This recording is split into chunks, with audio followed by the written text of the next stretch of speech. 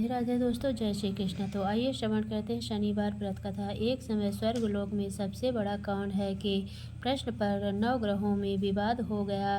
विवाद इतना बढ़ गया, परस्पर भयंकर युद्ध की स्थिति बन गई। निर्णय के लिए सभी देवता देवराज इंद्र के पास पहुँचे और बोले, हे देवराज इंद्र, आपको निर्णय करना होगा कि हम में से सबसे बड़ा कौन है। देवताओं का प्रश्न सुनकर देवराज इंद्र उलझन में पड़ गए। इंद्र बोले, हे मैं यह प्रश्न का उत्तर देने में असमर्थ हूँ।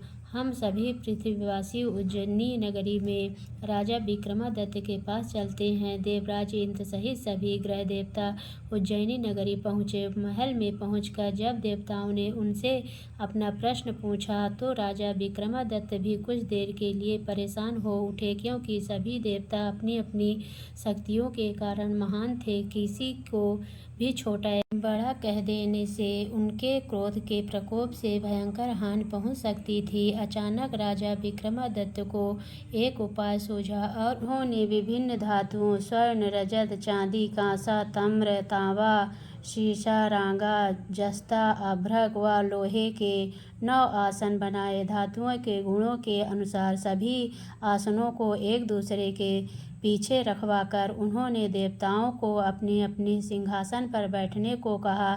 देवताओं के बैठने के बाद राजा विक्रमादित्य ने कहा, आप का निर्णय तो स्वयं हो गया। जो सबसे पहले सिंहासन पर विराजमान है वही सबसे बड़ा है। राजा विक्रमादित्य के निर्णय को सुनकर शनि देवता ने सबसे पीछे आसन पर बैठने के कारण अपने को छोटा जानकर क्रोधित होकर कहा, राजा विक्रमादित्य, तुमने मुझे सबसे पीछे बैठा कर मेरा अपमान किया।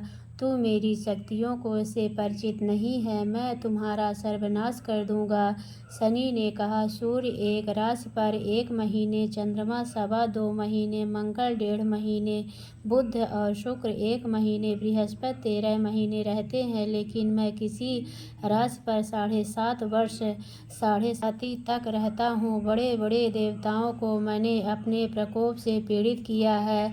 राम को 7.5 के कारण ही वन में जाकर रहना पड़ा और रावण को 7.5 के कारण ही युद्ध में मृत्यु का शिकार बनना पड़ा। राजा अब तो भी मेरे प्रकोप से नहीं बच सकेगा। इसके बाद अन्य ग्रहों के देवता तो प्रसन्नता के साथ चले गए, परंतु शनि देव बड़े क्रोध के साथ वहां से विदा हुए। राजा विक्रमादित्य पहले ग्रह ही न्याय करते रहे। उनके राज्य में सभी स्त्री पुरुष बहुत आनंद से जीवन यापन कर रहे थे। कुछ दिन ऐसे ही बीत गए। इधर शनि देवता अपने अपमान को भूले नहीं थे।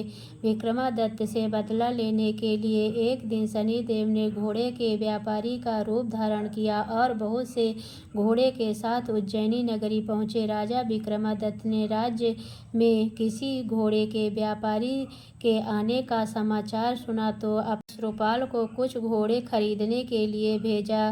घोड़े बहुत कीमती थे। अश्रुपाल ने जब वापस लौटकर इस संबंध में बताया तो राजा विक्रमादित्य ने स्वयं आकर एक सुंदर व शक्तिशाली घोड़े को पसंद किया। घोड़े की चाल देखने के लिए राजा उस घोड़े पर सवार हुए तो वह घोड़ा बिजली की गति से दौड़ पड़ा। तेजी से दौड़ता घोड़ा राजा को दूर एक जंगल में ले गया और फिर राजा को वहां गिरा कर जंगल में कहीं गायब हो गया। राजा अपने नगर को लौटने के लिए जंगल में भटकने लगा, लेकिन उन्हें लौटने का कोई रास्ता नहीं मिला। राजा को भूख प्यास लग आई। बहुत घूमने पर उसे एक चरवाहा मिला।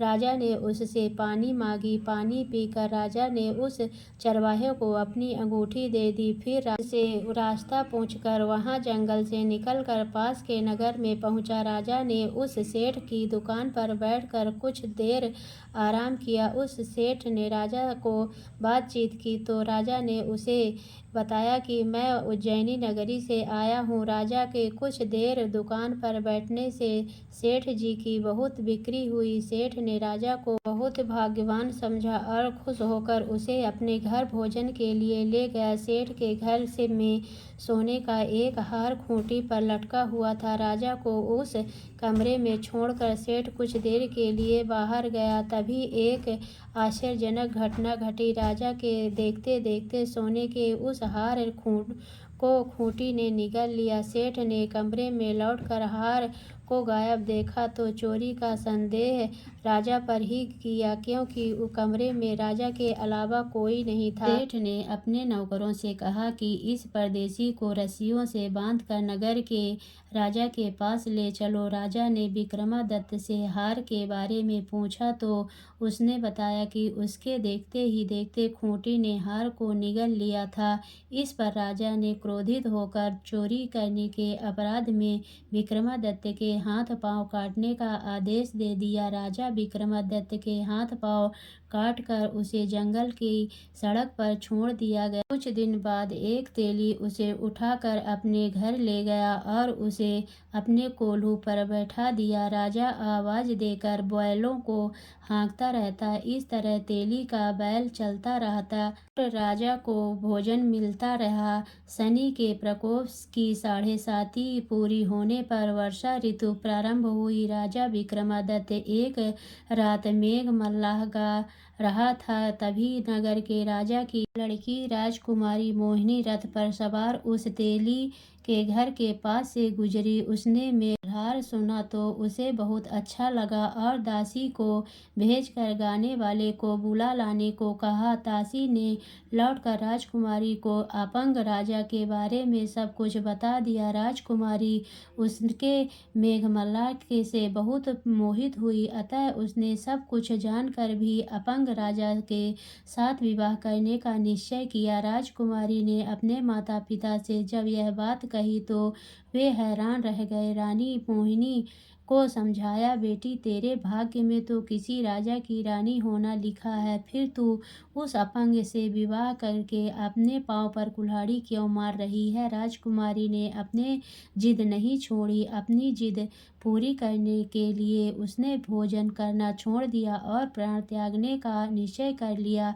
आखिर राजा रानी को विवश होकर अपंग विक्रमादित्य के साथ राजकुमारी का विवाह करना पड़ा। विवाह के बाद राजा विक्रमादित्य और राजकुमारी तेली के घर में रहने लगे। उसी रात स्वप्न में शनिदेव ने राजा से कहा, राजा तुमने मेरा प्रकोप देख लिया, मैंने तुम्हें अपने अपमान का दंड दिया है। राजा ने शनिदेव से क्षमा करने को कहा और प्रार्थना की, हे शनिदेव आपने जितना दुख मुझे दिया है अन्य किसी को न देना। शनिदेव ने कुछ सोचकर कहा, राजा मैं तुम्हारी प्रार्थना स्वीकार करता हूँ। जो कोई स्त्री पुरुष मेरी पूजा करेगा, शनिवार को व्रत करके मेरी व्रत कथा सुनेगा, उस पर मेरी अनुकंपा बनी रहेगी। तय काल राजा विक्रमादित्य की नींद खुली तो अपने हाथ पांव देखकर राजा को बहुत खुशी हुई। उसने मन ही मन शनिदेव को प्रणाम किया। राजकुमारी भी राजा के हाथ पांव सही सलामत देखकर आश्चर्य में डूब गई। तब राजा विक्रमादित्य ने अपना परिचय देते हुए शनिदेव के प्रकोप की सारी कहानी सुनाई।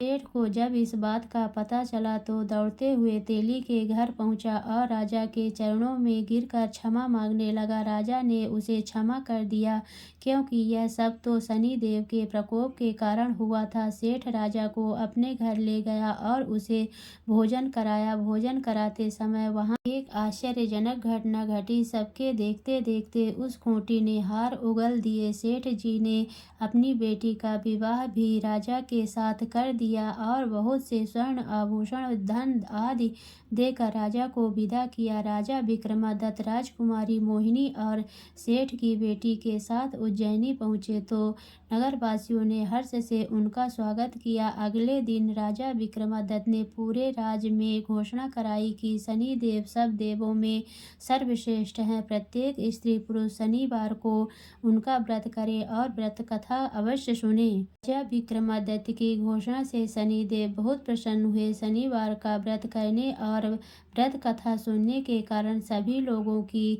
मनोकामनाएं शनिदेव की अनुकंपा से पूरी होने लगी। सभी लोग आनंद पूर्वक रहने लगे। शनिदेव जैसे आपने विक्रमादित्य पर कृपा की वैसे सब पर करना। तो बोलिए शनिदेव भगवान की जय।